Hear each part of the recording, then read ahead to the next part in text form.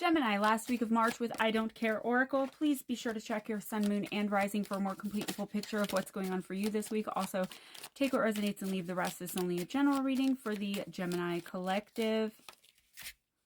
Don't turn back.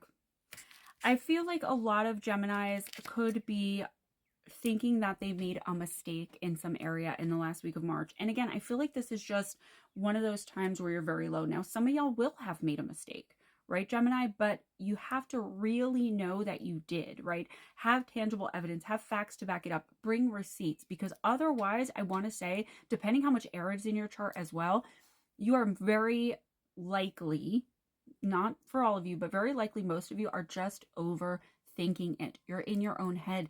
Get out, do something, ask the person or people involved, talk to them about it. Not maybe about how you feel like you might be making a mistake because you could end up offending somebody, but maybe like if it's a relationship, try to talk to the person and see where they're standing. And,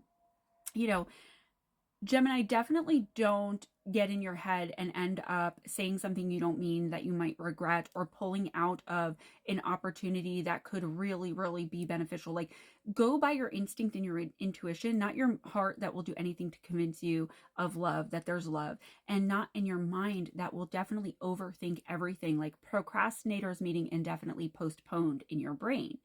Gemini, you really have to sit, and if you have to make a list of pros and cons, do it in the last week of March, but don't make any major decisions. Don't sign any major contracts. Don't make any major purchases. Treat this like a Mercury retrograde. For some reason, a lot of y'all are very confused between your heart, your mind, your logic, your spirit.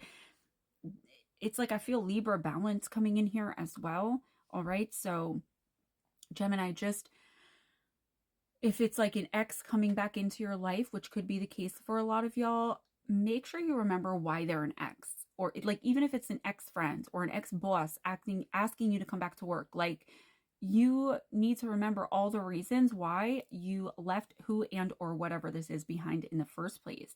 Stop trying to convince yourself that what you had is better than what you will have just because in the moment you don't feel like you have anything, right? It's better to have something than nothing. Like, that is not always the case. And I feel like a lot of y'all are on the right path. You're on the right track. You are the fool at the beginning of the journey. You are taking the leaps of faith. You're allowing the universe to carry you and work for you and do things for you. Never to you, always for you. And you're trusting in that process. It's just in the last week of March, for some reason, I feel like there's something in the air, because this came up with a lot of other signs, where like you're just second guessing everything, but we normally do that right before the quote unquote miracle happens. So do not back out. Do not renege your end. Definitely make sure you sit down and go through this rationally and reasonably without letting your heart overthink it.